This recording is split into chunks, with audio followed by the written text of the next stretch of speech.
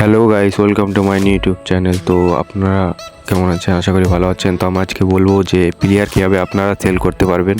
সর্বপ্রথম আপনাকে প্লেয়ার উপরে ক্লিক করার পরে মার্কেটের উপরে ক্লিক করার পরে মাই প্লেয়ার বলে একটা অপশান আছে। তো এখানে আপনার কাছে যত প্লেয়ার আছে সবগুলো শো করবে।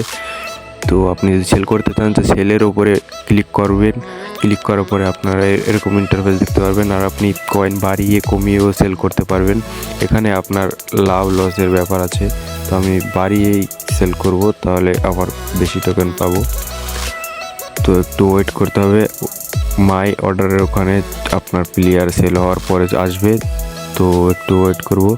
তো আমি প্লেয়ার সেল করে দিই আগে, তারপরে দেখাচ্ছি। তো একটু অপেক্ষা করার পরে আপনারা দেখতে পারবেন যে মাই অর্ডারের ওখানে আপনার প্লেয়ার শো করবে। তো দেখুন চলে এসছে। তো এইভাবে আপনারা প্লেয়ার সেল করে আপনার কয়েন বাড়াতে পারবেন। তো এইভাবেই প্লেয়ার সেল করে। তো আশা করি ভিডিও ভালো লাগছে।